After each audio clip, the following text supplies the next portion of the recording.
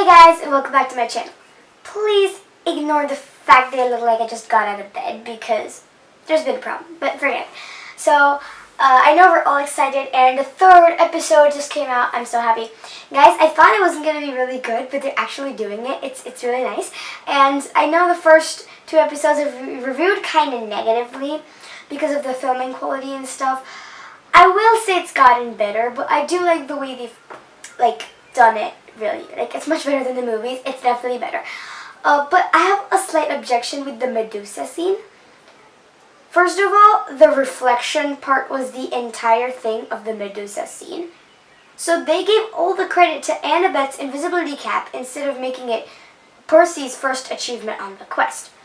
So I feel like they're making it Annabeth's quest and not Percy's quest because, I mean, the bus incident, it was her. But, wait. Yeah, in the bus incident, it is her in the Lightning Thief book as well.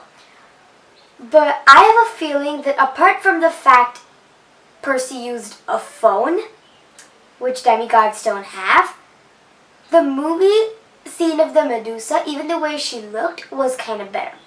I wish they'd kept the Auntie M factor, like the fact that they first actually think she's an innocent person. I mean, Annabeth mistrusts her, but she doesn't directly think she's Medusa. As soon as she approaches, they realize she's Medusa, which is so dumb. And also, they put down the defeat to Annabeth's invisibility cap, and I wish so hard that they had done it. I wish they'd let Percy use the mirrored shield kind of thing, because that was how they showed Percy's fighting skills, apart from the desperate bit with the Minotaur. So, yeah. But otherwise, I think they've done a really good job, and I'm eagerly waiting. The second episode is going to come out tomorrow. I cannot wait.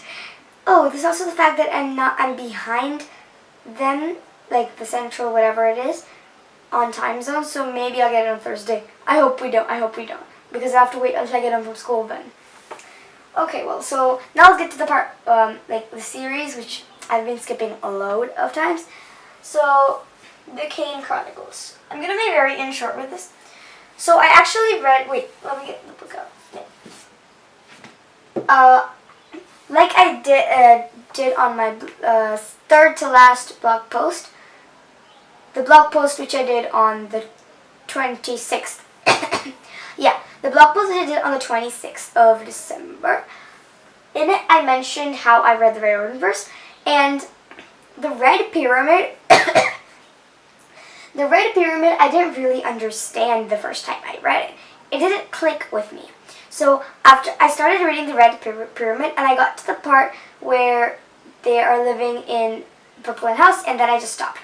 And then I went and read some other books, including Demigods and Magicians. Yeah, so I got spoilers. But after I read Demigods and Magicians, I was curious about Egyptian magic. So I went back and read the Red Pyramid. This time I understood. And the thing is, guys, I have actually no idea what happened to my book of the Throne of Fire. Because all these days, I was under the impression I bought it. I read it once, and then it got lost. But that day, while I was writing that Riordanverse post on my blog, I was trying to figure out in which order I read the books. So I checked to see if I could find my list of orders. And I did find it, and it said I didn't order the Throne of Fire at all. But it also said neither did I order the Greek Heroes, and I definitely know I had that one. And it's lost too, so I think it's just a lost book and nothing else. So I did the Red Pyramid, then I read the Serpent's Shadow, and then I read the Throne of Fire, because either it hadn't arrived or it was lost or something like that. And, okay, personally, I don't have a clear memory of what happens in the Throne of Fire, having read it only once, and I read so many books. So I know what the story revolves around, but it's been a long time. I know they journey through the night ship, and I also know they trick a giant with perfume and something like that.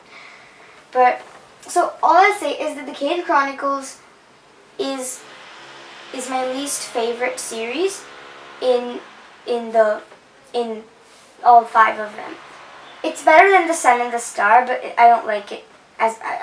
series ranking, no. And I love Brooklyn House Magician's Manual, as well as Demigods and Magicians, which is why I don't dislike the series. And The Serpent's Shadow is really a nice book, and I love Sadie's character. Oh my god. I have a blog post about my life in the Percy Jackson universe, in which I spun the wheel to find out like who'd be my friend and who'd be the first person I met at camp, and I got 4 options for Sadie, and it was so cool. Yeah, so I really like Sadie's character. I also kind of like Zia's character, but that's about it. So, about the Red Pyramid, I keep forgetting the stories. Oh yeah, the Rosetta Stone.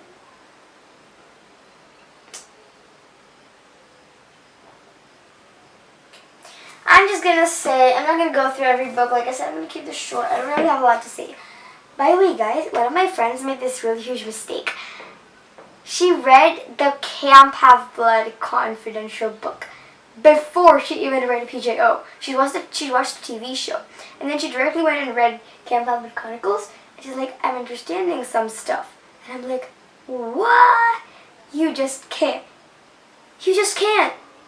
I mean, I read the Camp Half-Blood Chronicles. I read Camp Half-Blood Confidential after I read the Heroes of Olympus. No, when I was halfway through the Heroes of Olympus or something. So I only had spoilers about the Athena Parthenos, though I didn't understand that part at all, because I didn't even know what the Argo 2 was. I think I read after PJO then, maybe. So, but I knew what camp was. I knew the basic characters, and there were no big spoilers except for the fact that there was someone called Leo, but then he doesn't really disclose anything so much. So, that's all I gotta say. Next time I'll review the standalone books, which are The Chalice of the Gods, The Sun and the Star, and The Daughter of the Deep. And then when after that, I'll do the companion books. Also, guys, the next time I'm gonna review the 4th episode, which we're all eagerly waiting for. Bye!